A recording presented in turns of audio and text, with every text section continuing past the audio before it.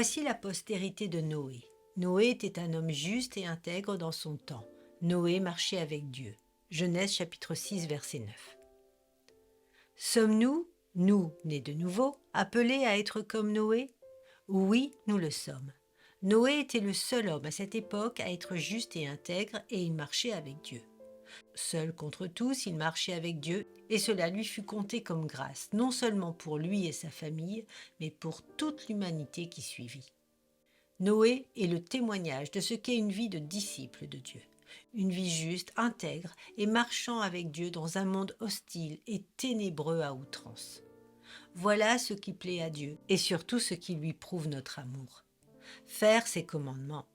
Et faire les commandements de Dieu, c'est marcher à contre-courant, mourir à nous-mêmes, vivre en esprit de sainteté. Et tout ceci comprend le fait de combattre le bon combat, d'être rejeté, moqué, insulté, persécuté, mais en compensation, le salut par grâce pour que la gloire de Dieu brille dans les ténèbres.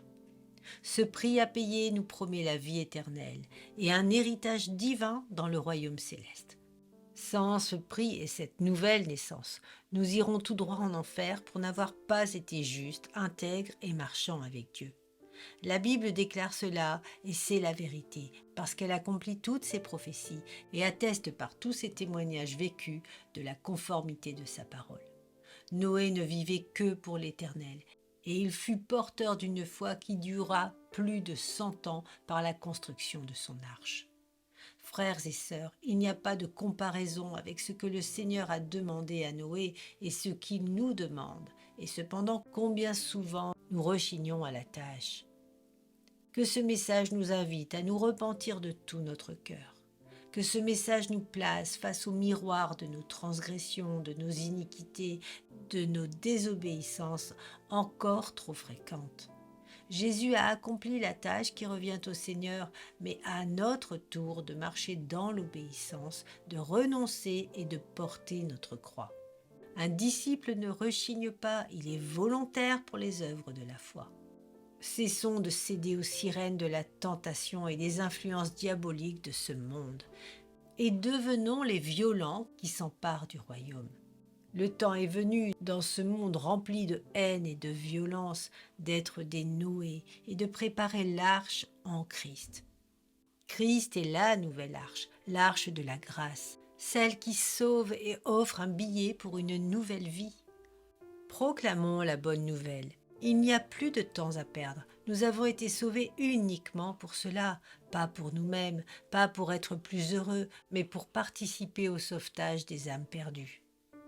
Penser le contraire n'est pas un cœur de disciple, ce n'est pas la marche de Noé. Réveille-toi, peuple qui dort, et porte le drapeau de la victoire qui se nourrit de l'obéissance à la parole de Dieu en esprit. Le Seigneur nous le rappelle dans Matthieu 6, 33. Cherchez premièrement le royaume et la justice de Dieu, et toutes ces choses vous seront données par-dessus. Puis il nous donne, comme pour Noé, sa feuille de route dans Matthieu 28. Allez, faites de toutes les nations des disciples, les baptisant au nom du Père, du Fils et du Saint-Esprit, et enseignez-leur à observer tout ce que je vous ai prescrit. Et voici, je suis avec vous tous les jours jusqu'à la fin du monde. Il ne faut pas être obligatoirement évangéliste pour cela. Sois le témoin de la droiture et de l'intégrité. Marche dans les pas de Jésus et il agira avec puissance et grâce.